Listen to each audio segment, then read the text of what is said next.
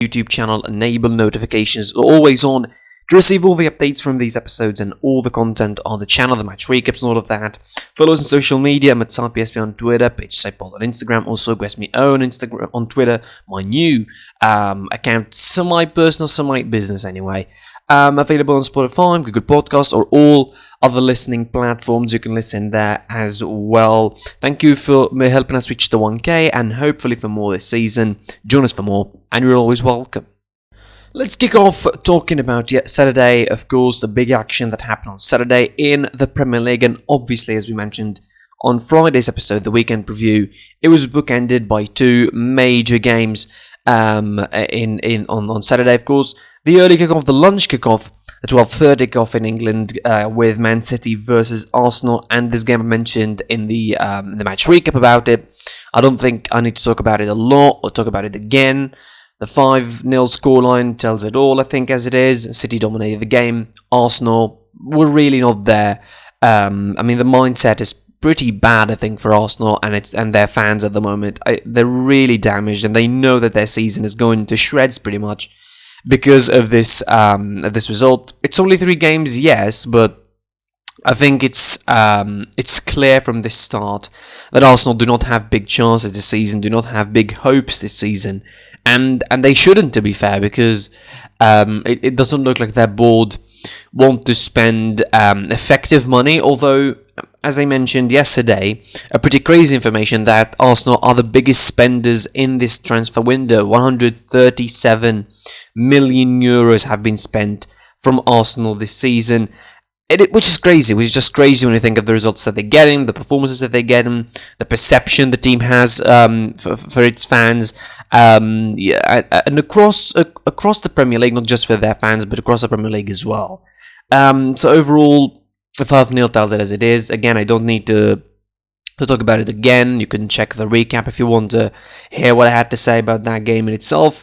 So I'm not saying I don't really care, but I don't think I have enough compassion when you talk about that game again, especially from the Arsenal perspective, which is just underwhelming as it is. Elsewhere in the Premier League, Aston Villa drawn against Brentford 1-1. Brentford opened the score pretty early, thanks to Ivan Toney in the 7th minute, who continues to be a really, really good player for Brentford, coming up from the Championship with them. Emiliano Buendia, their newest signee, coming in with the equaliser 6 minutes later, of course, and the game stayed like that ever since. It wasn't a big game, wasn't a cracker, but Brentford got a good point. They continued their good start of the season, 5 points out of 3 games, still undefeated, which is, quite an achievement for a team that's coming from the Championship, considering, the other two as well. I mean, Watford are decent so far, but definitely Brentford are probably the best.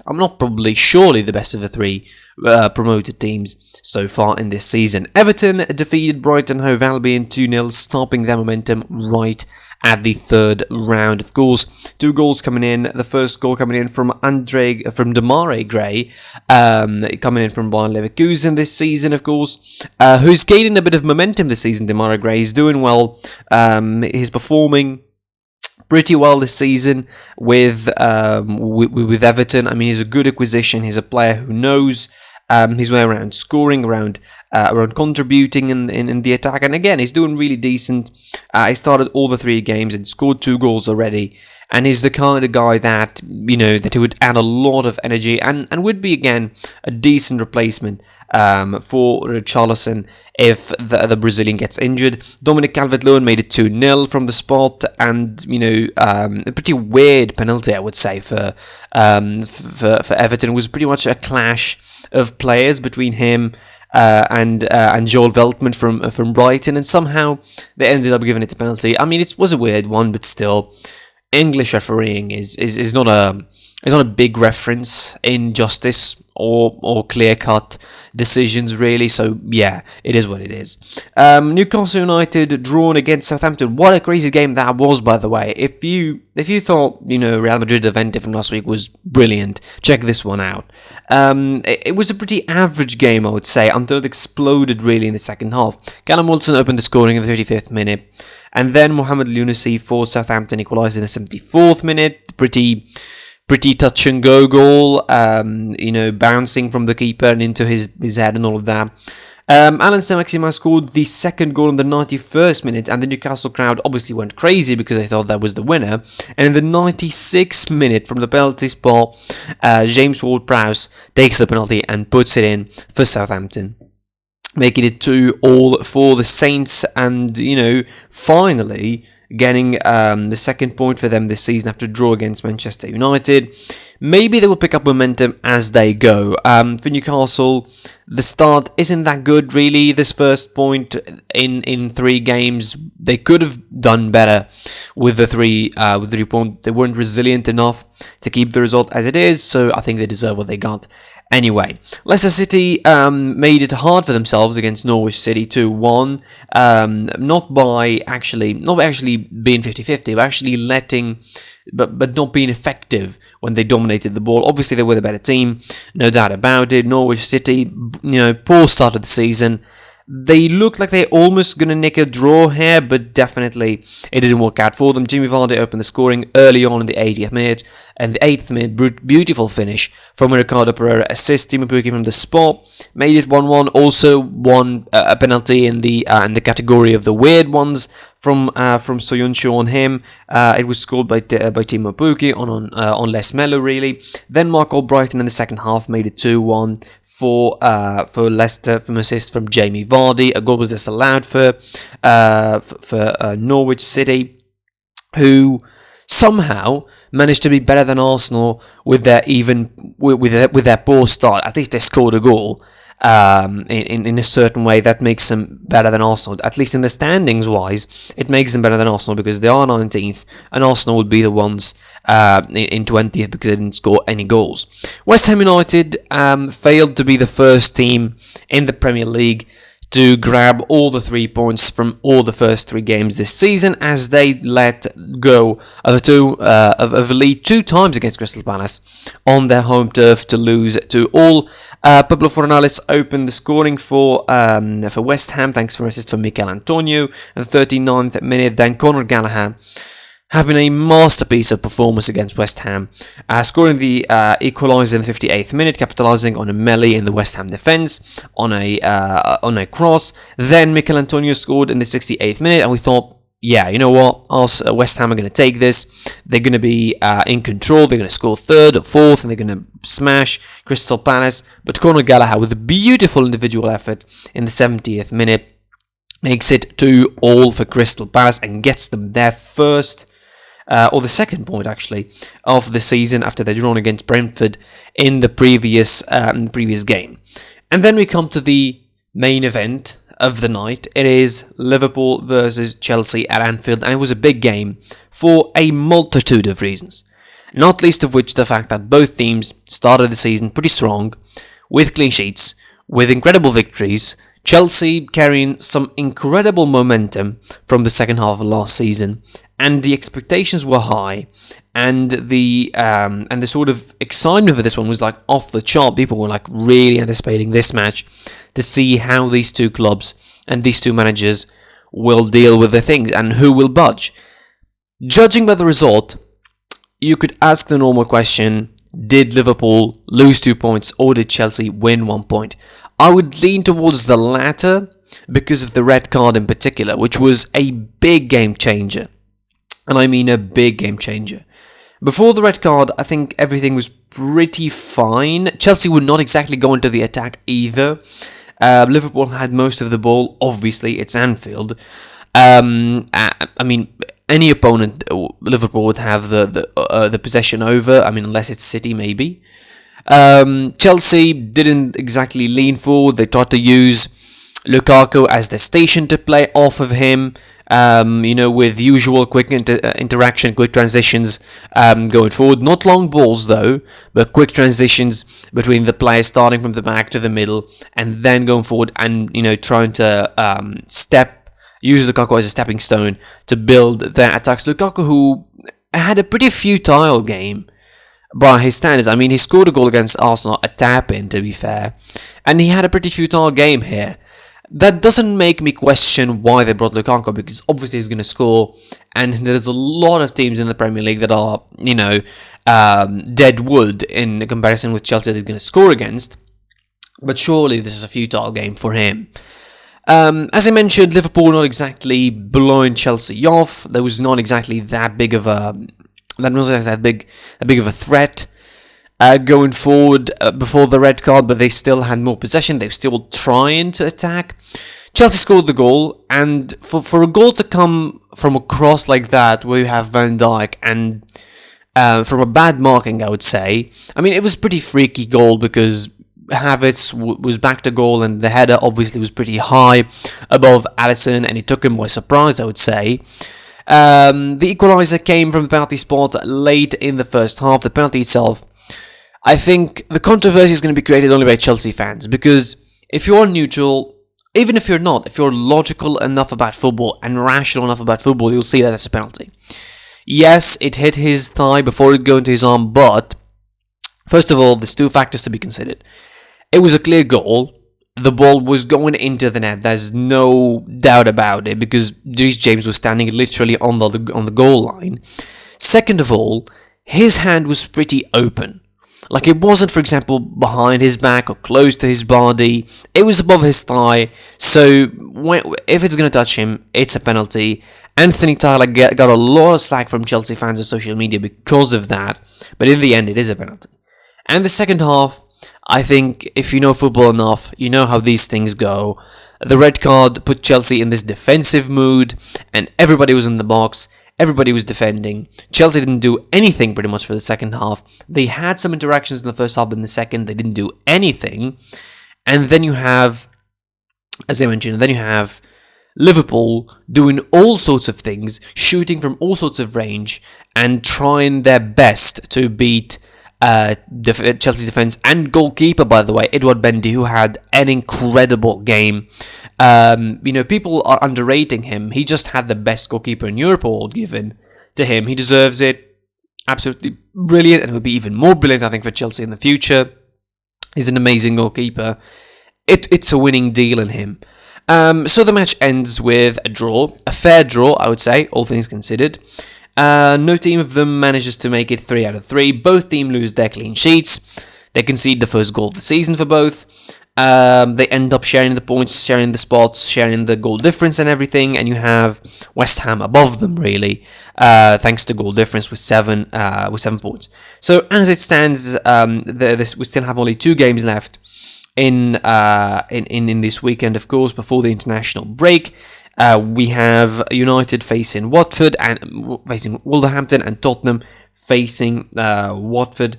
Of course, we have also Leeds Burnley on Monday. 3 games actually. We have Leeds Burnley on Monday. That's the game left in the Premier League, the last before the international break starts this week.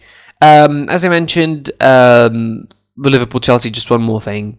Again, it's a draw that gives the signs that it's going to be a big competition between the two.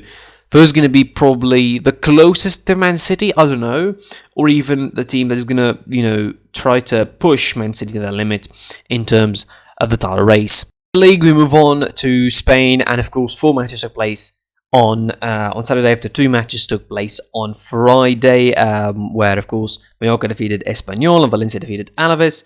On Saturday, Athletic Club moved and went to the Anoeta to face Celta Vigo, and they grabbed a 1-0 victory thanks to the only goal from Inaki Williams early on in the game in the first half in 34th minute, grabbing Athletic Bilbao's 3 points from there. It's a hard trip from there. If anything, if you saw Atletico Madrid's game there in the first week of action, it will tell you how hard and how tough that game could really be as a trip for any club there. Athletic Bilbao, of course, getting their 5th point of the season from 3 games, their first victory of the season, which is a pretty important stat as well.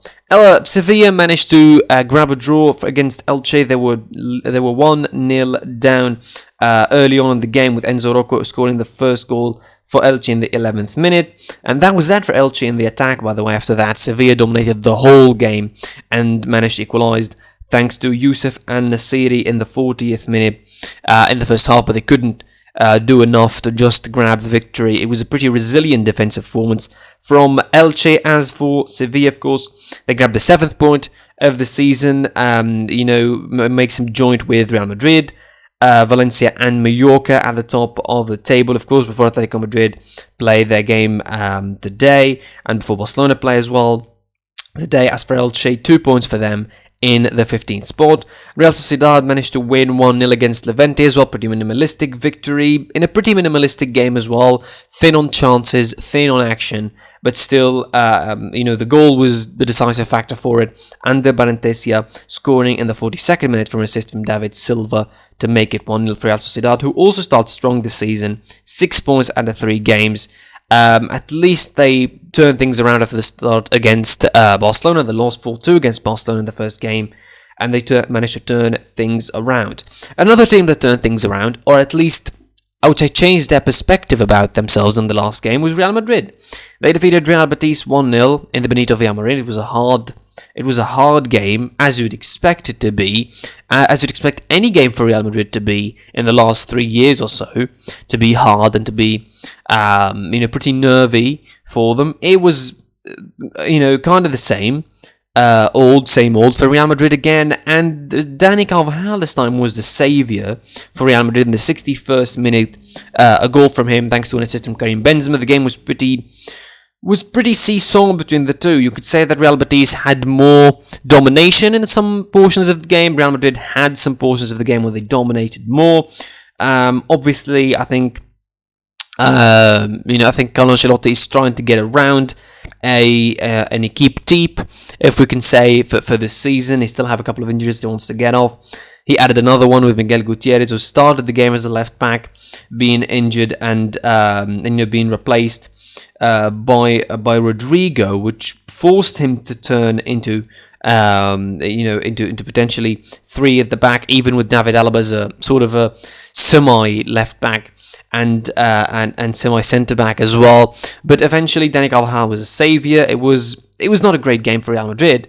But and Betis from the other side missed a lot of chances, and Real Madrid have Courtois to thank for Betis not scoring a goal on multiple opportunities. Betis, the goal itself, Betis literally missed a chance head-to-head against Courtois, and then Real Madrid went and scored. It was like classic Real Madrid from the last couple of years. Another team missed a big opportunity. Real Madrid goes straight away and score on the other end. It was brilliant to watch as a moment. For Real Madrid, as I mentioned, a good game. The 7th point of the season for them. They are top of the table, at least in terms of stats-wise. That's good before the international break to go with a good momentum like that. It's a momentum-boosting win, particularly with the performance against Levante not being 100% convincing. Even this one is not 100% convincing, but still, you could see the difference, and you can see the emotions really for Real Madrid, and the momentum could be shifting ahead of the international break and then the return after that. From Spain, we move on to the Bundesliga. Of course, it was 6 matches took place on Saturday in the Bundesliga. Let's go through them quickly, and before talking about some big news as well for a particular Bundesliga side. Köln defeated Bochum 2-1 in the early kickoff, of course. It was a crazy game in the late stages of it. Louis Schaub opened scoring for Köln in the 82nd minute. Team Lemperle added the second goal in the 91st minute before Simon Zola made it 2-1 and scored the sort of consolation goal for Bochum this season. That wins Köln their second victory of the season out of the 3 games. It's a pretty decent start for them, considering that a side that basically escaped relegation last season. To start with 2 victories out of 3 games is a pretty big deal for FC Köln. For Bochum, only 3 points out of 3 games, and it was in the first one. So I mean, probably it's going to be them again in this Vibe Bundesliga. Next season, probably they're going to be relegated once again. Mainz managed to beat Greuther Fürth, another promoted side, 3-0 as well, and Mainz continue the good work that they're doing under Bo Svensson in the second half of last season. A comfortable 3-0 victory against Greuther Fürth, not too much trouble for them. Since the 18th minute, Anderson Lender Lucky made it 1-0, then Adam Soloy by 18 minutes made it 2-0, and the third goal came late in the game from Kevin Stöger in the 92nd minute, with Mainz getting their second victory of the season as well out of 3 games. Pretty decent start for themselves as well, so it's a really, really good start for Mainz too. Arminia Bielefeld held Eintracht Frankfurt to a draw. Arminia Bielefeld barely survived last season, really, and they should have been thinking of starting better. Jens Peter Hoger, the Milan loanee for Eintracht Frankfurt, made it 1-0 in the 22nd minute, and then in the 86th minute, Patrick Wimmer equalised for the home side, grabbing them a very, very precious point at the start of the season. In fact, Bielefeld are undefeated, but somehow they only have 3 points because, of course, they've drawn all the 3 games that have been in. Frankfurt only have 2 points after 2 draws, and it looks like it's going to be like a tough season for Eintracht Frankfurt under Oliver Glasner, despite the fact that, they were pretty decent last season.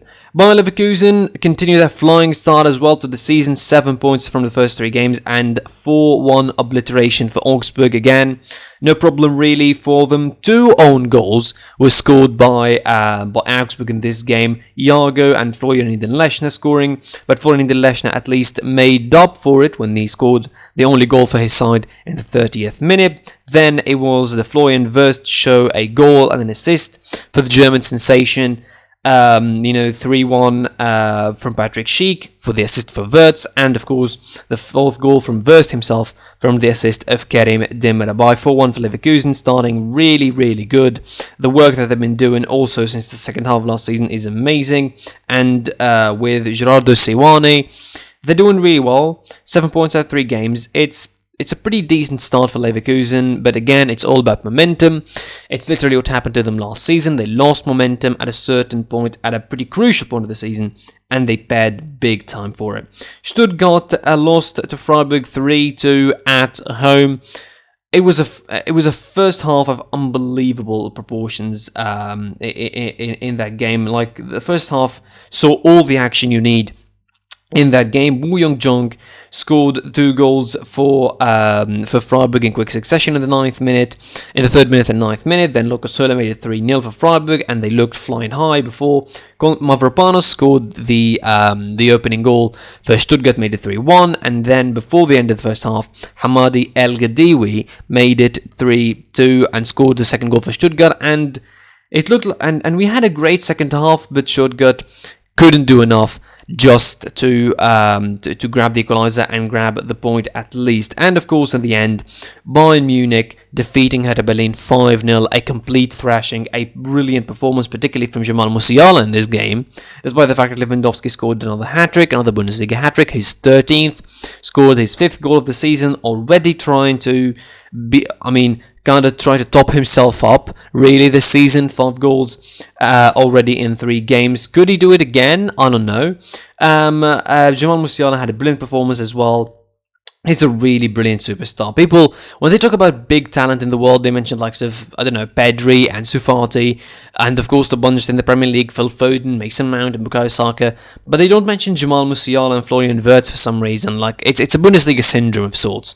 But anyway, brilliant performance from Nagelsmann's Bayern, and I want to insist on the point of Nagelsmann's Bayern. Not the, there is similarities between him and Flick, but definitely he's imprinting his own style, maybe less of a high line for Bayern Munich, because they know that they could be hit on the counter. Another clean sheet, which is an important point of the situation, talking about the clean sheet in the league. I mean, obviously it came against a side from 5th division, but you know what I mean. Also keep a clean sheet against Hertha Berlin, a match that is proven to be always tricky in the last couple of seasons, so it definitely puts you in a real tough situation. And also the piece of news that I was talking about for Bayern, Marcel Sabitzer, right before I started recording this, Marcel Sabitzer is officially a Bayern Munich player, with a €16 million deal being finalised in the last 24 hours. It will be brilliant, really, for Bayern to acquire someone like Marcel Sabitzer. I've been waiting for this deal to happen, and finally it happens for Bayern Munich. I'm going to be talking about it, hopefully, in a separate video on its own later on. So for the Bundesliga, of course, the action still continues, of course, on Sunday for round 3. Union Berlin face Borussia Mönchengladbach and Wolfsburg face RB Leipzig in the game of the week. Rounding up the episode, we go to Serie A and we go to Italy, and of course, I think the big news in Italy is that Juventus are not starting in the best way possible. Before that, we had of course 3 games before that game for Juventus. Atalanta drawn goalless against Bologna 0-0. Fiorentina managed to defeat Torino 2-1, and Lazio quickly turned things around against Spezia from 1-0 down, winning 6-1 up with a brilliant performance from Mobile in particular, scoring a hat-trick of goals in this game and opening the account for himself, and adding actually to the account for himself this season for Ciro Immobile, scoring a hat-trick. Really, I think is pretty imminent that he wants to win the Golden Boot again this season.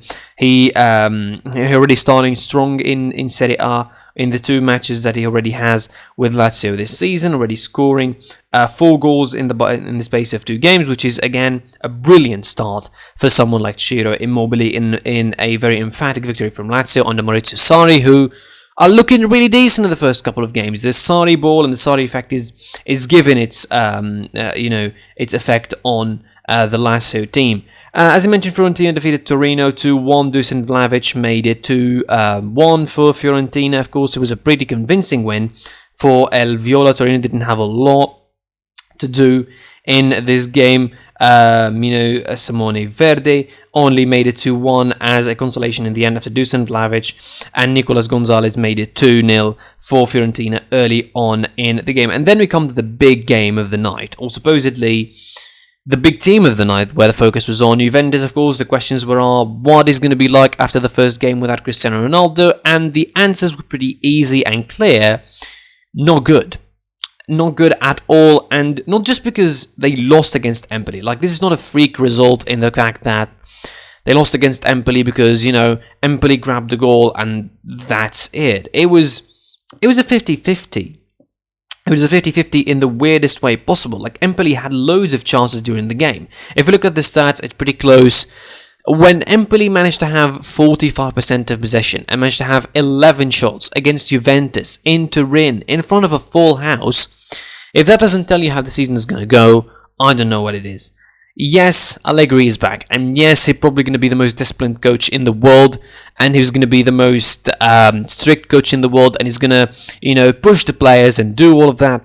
But if the players themselves are not exactly gelling, or are not understanding what they're trying to do after being in the wilderness for quite a while, being torn between the Sarri ball and being open in the attack and trying being just exciting and without being really solid in the midfield or in the back. Then you have the season with Pirlo, which I think everybody wants to forget really pretty quickly, where there wasn't any style to the team, where Pirlo tried all sorts of formation and couldn't work. And also you have this team, this style for Allegri, who's going to be the main focus now.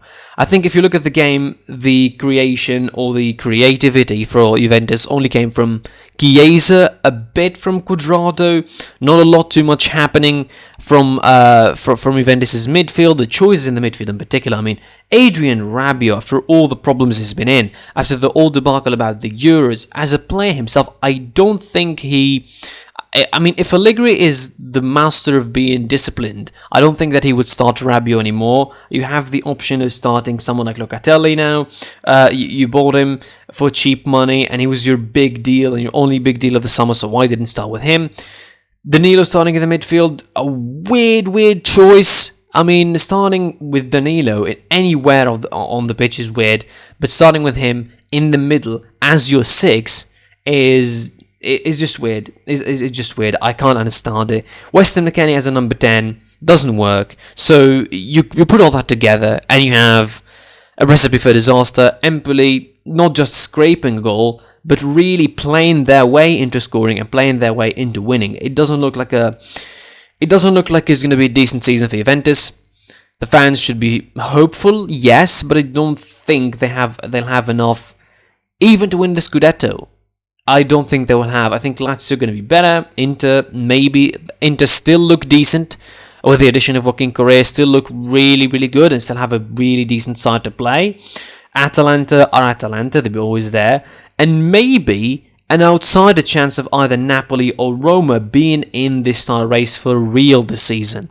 So that's the thing about the Serie A this season. But Juventus, I'm really worried. I'm not convinced that they're going to be doing well this season. It probably will be a bad season and a one to forget for Juventus. And speaking of that, they are now, guess where? They are in the 13th place on the table now. The matches, of course, to continue in Serie A today. Genoa, Napoli, Sassuolo, Sampdoria, Milan play Cagliari, and Salernitana play Roma to close out the fixture.